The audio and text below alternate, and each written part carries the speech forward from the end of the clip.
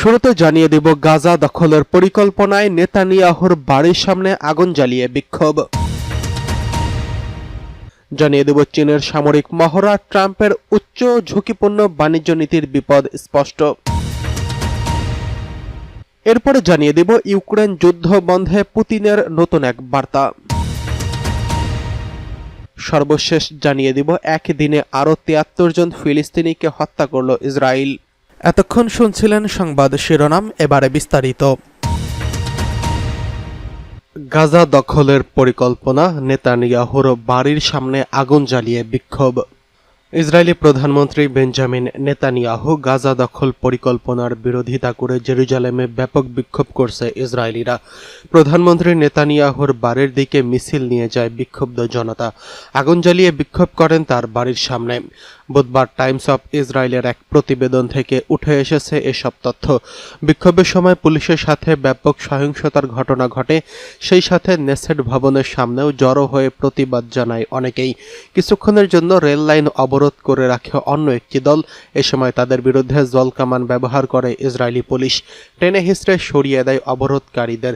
বিক্ষোভকারীদের অভিযোগ, গাজা দখলের পরিকল্পনায় ঝুঁকির মুখে পড়বে হামাসের হাতে জিম্মি বন্দীদের জীবন। চুক্তি না করে রাজনৈতিক উদ্দেশ্যে যুদ্ধ দীর্ঘায়িত করছেন নেতানিয়াহু, এমন অভিযোগও করেছেন বিক্ষোভকারীরা।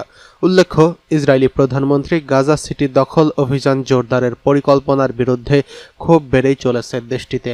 বর্তমানে গাজায় হামাসের কাছে ৪৮ ইসরায়েলি জিম্মি রয়েছে বলে জানিয়েছেন আন্তর্জাতিক গণমাধ্যমগুলো। এর মধ্যে ২০ জন বেঁচে আছেন বলে ধারণা করা হয়। এদিকে চীনের সামরিক মহড়া, ট্রাম্পের উচ্চ ঝুঁকির বাণিজ্য নীতির বিপদ স্পষ্ট।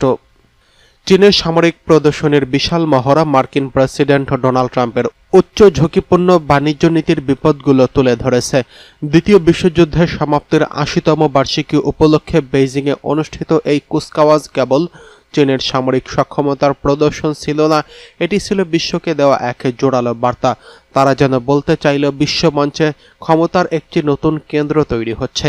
মার্কিন প্রেসিডেন্ট ডোনাল্ড ট্রাম্প বেইজিংয়ের এই কুচকাওয়াজ খুব চিত্তাকর্ষক বলে অভিহিত করলেও তার নিজস্ব অর্থনৈতিক নীতিগুলো যে বৈশ্বিক জোটগুলোকে নতুন করে সাজাচ্ছে তার ইঙ্গিত পাওয়া যাচ্ছে। ট্রাম্পের আমেরিকা ফার্স্ট দৃষ্টিভঙ্গি এবং বাণিজ্য নীতিগুলো চীন, রাশিয়া ও ভারতের মতো দেশগুলোকে একে অপরের কাছাকাছি নিয়ে এসেছে। সম্প্রতি তিয়ানজিনে অনুষ্ঠিত এক অর্থনৈতিক সম্মেলনে চীনা প্রেসিডেন্ট শি জিনপিং, রুশ প্রেসিডেন্ট ভ্লাদিমির পুতিন এবং ভারতের প্রধানমন্ত্রী নরেন্দ্র মোদির মধ্যে সৌহার্দ্যপূর্ণ সম্পর্ক সেই বাস্তবতারই এক শক্তিশালী উদাহরণ। ট্রাম্পের শুল্ক নীতি এই দেশগুলোকে কঠিন আঘাত করেছে, যার ফলস্বরূপ তাদের মধ্যে পারস্পরিক সম্পর্ক ঘনিষ্ঠ হচ্ছে। প্রাক্তন মার্কিন কর্মকর্তা রিচার্ড উইলকির মতে, ট্রাম্পের এই নীতিগুলো বিশ্বের অর্থনৈতিক এবং রাজনৈতিক বিন্যাসকে এলোমেলো করে দিয়েছে। যদিও ট্রাম্প মনে করেন শুল্ক আরোপের মাধ্যমে আমেরিকান শিল্পকে রক্ষা করা এবং সরকারি রাজস্ব বাড়ানো সম্ভব, কিন্তু এর ফলে কূটনৈতিক মূল্য দিতে হচ্ছে, তা তিনি আপাতত উপেক্ষা করছেন বলে মনে করা হচ্ছে। এদিকে ট্রাম্পের উচ্চাকাঙ্ক্ষী বাণিজ্য নীতির বিরুদ্ধে আইনি চ্যালেঞ্জও বাড়ছে। সম্প্রতি একটি আপিল আদালত রায় দিয়েছে যে ট্রাম্পের আরোপিত অনেক শুল্কই আইনগতভাবে ত্রুটিপূর্ণ। ট্রাম্প এই রায়কে সুপ্রিম কোর্টে চ্যালেঞ্জ করার কথা বলেছেন, কিন্তু সেখানেও তার বিজয় নিশ্চিত নয়। কারণ আদালত প্রায়ই এমন নীতিগুলোর বিরোধিতা করে যা কংগ্রেসে সুস্পষ্ট অনুমোদন ছাড়াই প্রেসিডেন্ট এককভাবে চাপিয়ে দেন। বেইজিংয়ের বিশাল সামরিক কুচকাওয়াজ এবং বিশ্বজুড়ে ভূরাজনৈতিক জোটের এই পরিবর্তন ট্রাম্পের জন্য এক বড় ঝুঁকি তৈরি করছেন। তার এই নীতিগুলো দ্বিতীয় একটি আমেরিকান স্বর্ণযুগের প্রতিশ্রুতি দিলেও চীনের কুচকাওয়াজ এবং মার্কিন আদালতের রায় সবকিছুতেই বিপদ স্পষ্ট হয়ে উঠছে।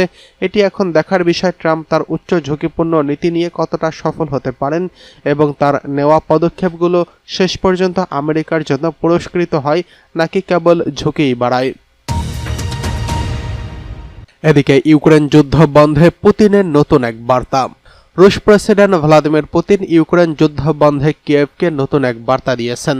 তিনি বলেছেন, যদি স্বাভাবিক জ্ঞান থাকে তাহলে আলোচনার মাধ্যমে এই যুদ্ধ বন্ধ করার সুযোগ রয়েছে, আর এটি না হলে তাহলে বল প্রয়োগের মাধ্যমে এককভাবে এই যুদ্ধ বন্ধ করবে মস্কো। বুধবার ৩রা সেপ্টেম্বর এক প্রতিবেদনে তিনি এসব কথা জানিয়েছেন। বেইজিং সফরে চীনের সঙ্গে নতুন একটি গ্যাস পাইপলাইন স্থাপনের জন্য চুক্তি করার পর পুতিন বলেন, দ্বিতীয় বিশ্বযুদ্ধের পর ইউরোপে শুরু হওয়া সবচেয়ে বড় যুদ্ধ বন্ধে যুক্তরাষ্ট্র যেভাবে আন্তরিকতা দেখাচ্ছে তাতে তিনি টানেলের শেষ প্রান্তে একটি আলো দেখতে পাচ্ছেন। সাংবাদিকদের পুতিন বলেন, যদি স্বাভাবিক জ্ঞান থাকে তাহলে আলোচনার মাধ্যমে এই যুদ্ধ বন্ধে সমাধানের পথে যাওয়া উচিত, আর একেই আমি উপযুক্ত বলে মনে করি। তিনি আরও বলেন, ইউক্রেন যুদ্ধ বন্ধে মার্কিন প্রশাসন, বিশেষ করে ট্রাম্পের চেষ্টার কোনো কমতি নেই। আমরা শুধু তাদের বিবৃতি দেখছি না, বরং সমাধান খুঁজে বের করার জন্য আমরা তাদের প্রচেষ্টাও দেখেছি। আমি মনে করি এটি আমাদের আলোর পথ দেখাবে। দেখা যাক সামনের দিনগুলোতে কি উন্নতি ঘটে। রুশ প্রেসিডেন্ট বলেন, আলোচনার মাধ্যমে যুদ্ধের সমাধান না হলে আমাদের অস্ত্রের ভাষায় কথা বলতে হবে। তবে পুতিন দীর্ঘদিন ধরে যে দাবি করে আসছেন সেখানে এক চুলো ছাড় দিতে চান না ভ্লাদিমির পুতিন, যার মধ্যে রয়েছে ইউক্রেনকে ন্যাটোতে অন্তর্ভুক্ত না করা এবং দেশটিতে যেসব রুশ ভাষাভাষী রয়েছে তাদের প্রতি বৈষম্য না করা। পুতিন বলেন, ইউক্রেনের প্রেসিডেন্ট ভ্লাদিমির জেলেনস্কি মস্কোতে আসলে তিনি তার সঙ্গে আলোচনায় বসতে প্রস্তুত রয়েছেন। তবে এই আলোচনার জন্য জোর প্রস্তুতি নিতে হবে এবং সমাধানের পথ খুঁজে বের করতে হবে। এদিকে ইউক্রেনের পররাষ্ট্রমন্ত্রী মস্কোতে এই ধরনের বৈঠকের প্রস্তাব প্রত্যাখ্যান করেছেন। এদিকে গত একদিনে আরও ৭৩ জন ফিলিস্তিনি নাগরিককে হত্যা করল ইসরায়েল।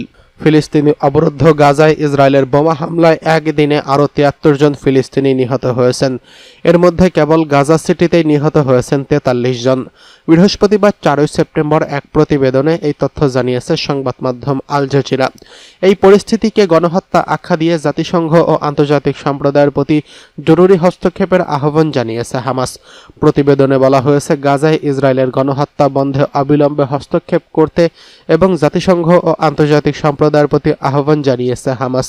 এরই মধ্যে বুধবার ইসরায়েলি বাহিনী গাজা সিটি ও আশপাশের এলাকায় তীব্র বোমাবর্ষণ চালালে কমপক্ষে ৭৩ ফিলিস্তিনি নিহত হয়েছেন। এর মধ্যে শুধু গাজা সিটিতেই প্রাণ হারিয়েছেন ৪৩ জন। আশ্রয়কেন্দ্র ও তাঁবুতে থাকা পুরো পরিবারকে একসঙ্গে হত্যা করা হচ্ছে বলে অভিযোগ উঠেছে। গাজায় বাস্তুচ্যুত সাবরিন আল মাবহুহ আল জাজিরাকে বলেন, আমার ভাইকে তার ঘরেই মেরে ফেলেছে। তার স্ত্রী সন্তান সহ সবাইকে শেষ করে দিয়েছে, কেউ আর বেঁচে নেই। গাজার মিডিয়া অফিসের তথ্য অনুযায়ী শুধু গাজা সিটিতে গত ৩ সপ্তাহে অন্তত ১০০ রোবট বিস্ফোরণ ঘটিয়ে পুরো আবাসিক ব্লক মহল্লা গুড়িয়ে দিয়েছে ইসরায়েলি দখলদার বাহিনী। গত ১৩ আগস্ট থেকে শুরু হওয়া অভিযানে গাজা সিটিতেই মারা গেছে প্রায় ১১০০ ফিলিস্তিনি। উত্তর গাজা সিটিতে আল জারিসি পরিবারের বাড়িতে ইসরায়েলি হামলায় অন্তত ১০ জন নিহত হওয়ার ঘটনায় হামাস এটিকে ভয়াবহ যুদ্ধ অপরাধ আখ্যা দিয়ে বলেছেন, ফিলিস্তিনিদের জীবন ধ্বংসে এটি এক নিয়মতান্ত্রিক অভিযানের অংশ। গাজার স্বাস্থ্য মন্ত্রণালয় জানিয়েছেন, অবরোধের কারণে খাদ্য ও সহায়তা প্রবেশে কড়াকড়ি থাকায় গত ২৪ ঘন্টায় এক শিশুসহ আরও ৬ জন অপুষ্টিজনিত এবং অনাহারে মারা গেছেন। অবরোধ চলাকালে এখন পর্যন্ত ক্ষুধাজনিত কারণে ৩৬৭ জন ফিলিস্তিনি মারা গেছেন। এর মধ্যে ১৩১ জন শিশু রয়েছেন।